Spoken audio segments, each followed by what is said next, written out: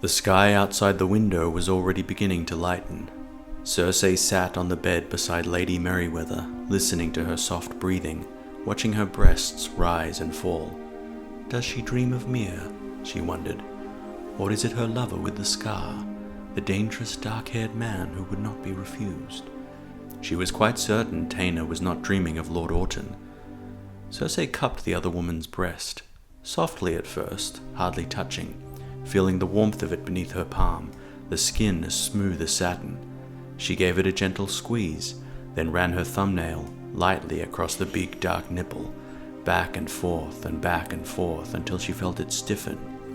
When she glanced up, Taena's eyes were open. "Does that feel good?" she asked. "Yes," said Lady Merryweather. "And this?" Cersei pinched the nipple now, pulling on it hard, twisting it between her fingers. The Myrish woman gave a gasp of pain. "You're hurting me." "It's just the wine. I had a flagon with my supper, and another with the widow Stokeworth. I had to drink to keep her calm." She twisted Taena's other nipple too, pulling until the other woman gasped. "I am the queen. I mean to claim my rights." "Do what you will." Taena's hair was as black as Robert's, even down between her legs, and when Cersei touched her there, she found her hair all sopping wet, where Robert's had been coarse and dry. "Please," the Myrish woman said. "Go on, my queen. Do as you will with me. I am yours." But it was no good. She could not feel it. Whatever Robert felt on the nights he took her, there was no pleasure in it. Not for her. For Taena, yes, her nipples were two black diamonds, her sex slick and steamy. Robert would have loved you. For an hour. The queen slid a finger into that Myrish swamp, then another, moving them in and out. But once he spent himself inside you, he would have been hard-pressed to recall your name. She wanted to see if it would be as easy with a woman as it had always been with Robert. 10,000 of your children perished in my palm, your grace, she thought, slipping a third finger into Mir.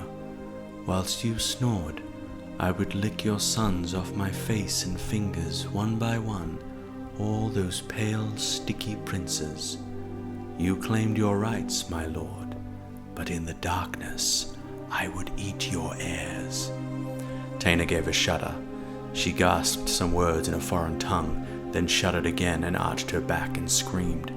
She sounded as if she was being gored, the queen thought. For a moment she let herself imagine that her fingers were a boar's tusks, ripping the Myrish woman apart from groin to throat. It was still no good. It had never been any good with anyone but Jaime. When she tried to take her hand away, Taena caught it and kissed her fingers. "Sweet queen, how shall I pleasure you?" She slid her hand down Cersei's side and touched her sex. "Tell me what you would have of me, my love."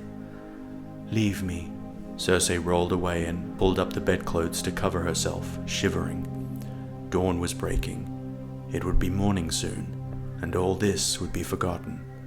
It had never happened.